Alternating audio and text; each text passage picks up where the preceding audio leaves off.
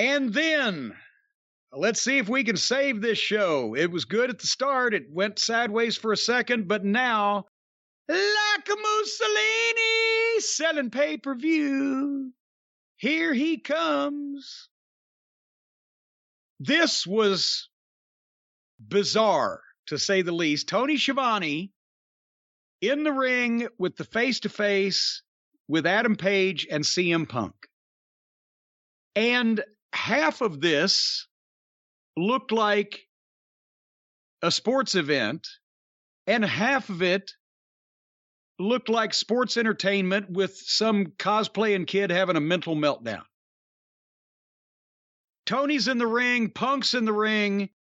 Tony goes to interview Punk first. He actually conducts the interview, holds the microphone. Punk doesn't try to take it away from him. Punk, babyface is all hell, loves the fans, and he's looking forward to this weekend, and respectfully, he's going to walk out of that pay-per-view as the AEW champion. And then Tony goes to hang mad Adam Page, who's already getting booed because of things he's done last week or two. He starts the promo with a heelish attitude and doesn't say a lot. But then Punk asks him why he's taking it so personally, and he puts him over. And Punk sounds real and matter of fact. You know, you've accomplished a lot. You got a lot of fans. What's the fucking bee in your bonnet here? Who pissed in your post toasties? And then Page takes the microphone away from Tony Schiavone. And now it becomes sports entertainment. And now we're not having two fighters on a UFC show being interviewed. We're having a fucking wrestler who is still trying to talk himself into thinking he's over. And it shows. He had a verbal meltdown. He said he would destroy, annihilate, and embarrass Punk, not at Double or Nothing, but right now. And then he screamed at Punk about blowing him up with a pipe bomb. And I wrote, why is he screaming now for no reason at this calm guy that's standing in front of him? But then Page said he realizes he can't destroy Punk tonight. It's not right to destroy him, but he will tell him off. And I'm like, what is he fucking saying? And one of his quotes was, hey, Punk, small, quiet moments make a champion. What? And so then, I mean, you heard all this, right? I heard it all. It was all over the page. He was screaming like a guy having a temper tantrum, trying to talk everybody else and himself into believing what he was saying with no conviction in his voice, while Punk stood there and looked down his nose at him like, what's this guy's fucking issue? He was all over the place. First he was going to destroy him tonight, then he wasn't. Then it was the best thing if he gets him at the pay-per-view, because Page says, I care about AEW, it's my home, and I'll defend AEW from you. What, from the ratings you bring, from the publicity you brought, from the interest you brought, from the fact that you're over and I'm not? I'm going to protect AEW from all of that. And then when he was finished, I mean, maybe that, whatever he was supposed to say, if he'd have said it like he was supposed to say it, it might have made sense. Because I can't honestly imagine. I can imagine Tony Khan saying, go out there and say whatever you want to say. But I can't imagine Punk going out where he didn't know that the guy that he was going to be working with had some coherent statement to make, even if he wasn't able to make it. But finally, when Page was finished, he tried to give the microphone back to Punk, who let Tony take it because Tony's the announcer and the host of the program. And then Punk resumed speaking. Well, you're talking in circles and it's all a big riddle. I don't think that was a pre-planned line. I think that was Punk realizing I have to respond to shit that nobody understood. So I'm going to acknowledge that I didn't really pick up on all of it without just wiping my feet on this fucking guy and telling him he's a complete gibbering idiot. But Punk then said, hey, the road you traveled to get here, I paved. And the lumber you used to build this house, I planted those trees and blah, blah, blah. And we're going to have a great contest this weekend, but you're going to shake my hand right now. And he tries to shake Page's hand, and Page is telling him off, and Punk shoves him, and Page punches him right in the face, and Punk goes down and sells his jaw and laughs at him. I mean, if this was a shoot, you would assume that this smarter, experienced veteran just made this young, unproven champion have a complete nervous breakdown till he didn't even understand what he was saying himself.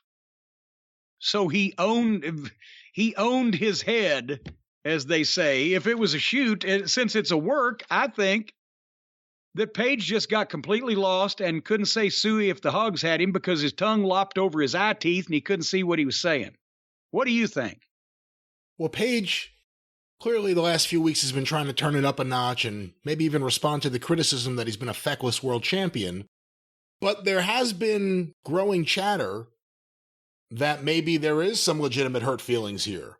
That maybe there are some issues, whether CM Punk knows what they are or not, that there may be some issues. And let me just lay out a scenario to you, something to think about here.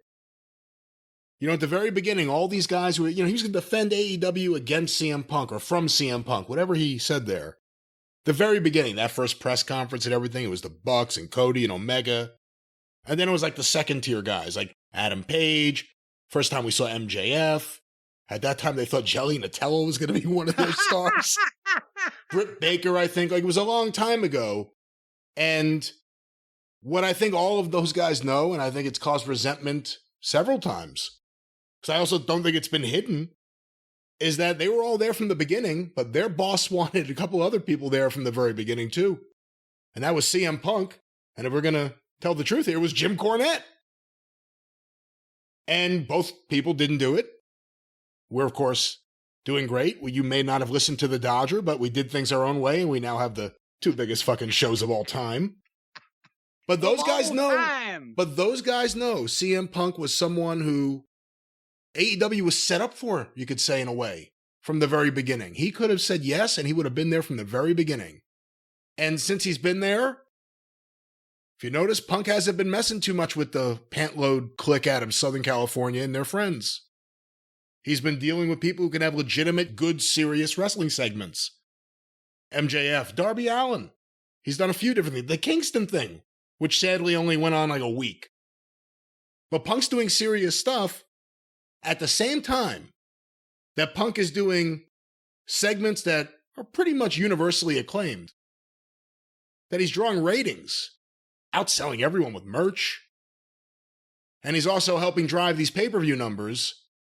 At the same time, we have a world champion who, despite his in-match capabilities in the ring, has not inspired anyone.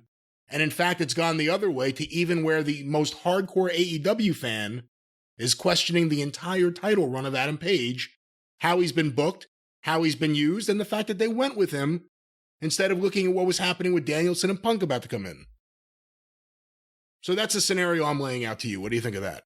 That there's resentment maybe because of some of these things. I think Harley is upset at you. Did you hear that? She scoffed at you. I think, and honestly, yes, Page's booking was rotten. I mean, we talked about it for years. What are they doing with this fucking guy? And I'm not going to go over all the many wrong things they did. He is good in the ring, and he's athletic, and he's a good-looking kid. He would definitely be more over now if he had been booked as a singles top-level babyface champion-level attraction, all the way through instead of what they did. But I'm wondering now, verbally and mentally, I mean, I don't think he does the same shit in every match. He's not going to vary his matchup. The blind moonsault, all the stuff, etc.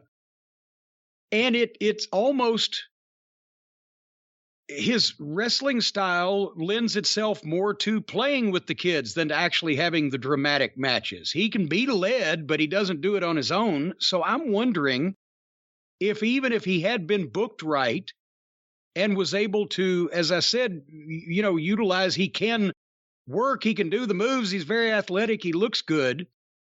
But I think verbally and his psychology of how he does things or puts things together, I don't know that he would have gotten over if they'd have booked him right.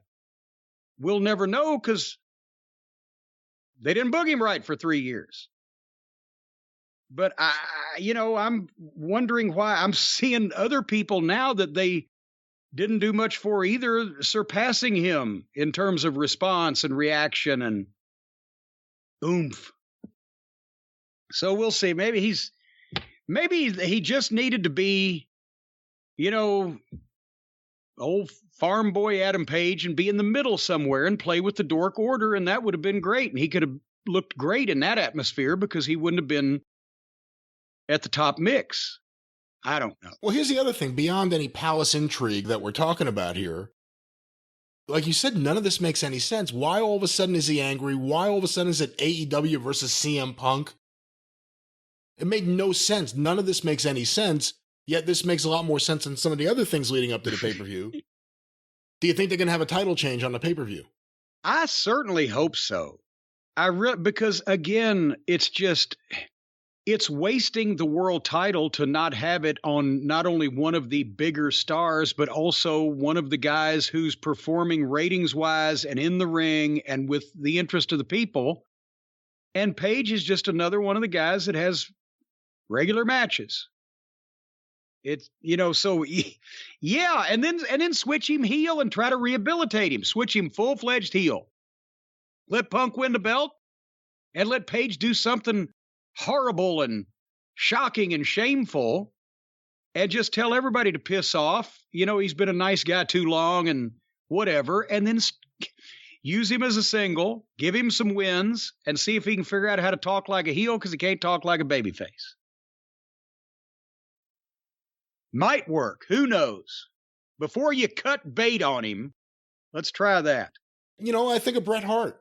And I'm a big Bret Hart fan, and I think Bret Hart was worlds better than Adam Page as a world champion, even that first title run. But people look at that first title run as kind of like a trial run for what it would later be because it wasn't really that special. But the second time Bret got the world title, he felt like a world champion. Yeah. So it could happen. But he doesn't. But he's not really into masturbatory Bret Hart comments, so maybe I shouldn't compare him to Bret Hart. Yeah, that's right. That's right. Well, especially since Bret Hart was a bigger star and better worker and drew more money and had more fans than he will ever hope to attain in his entire life.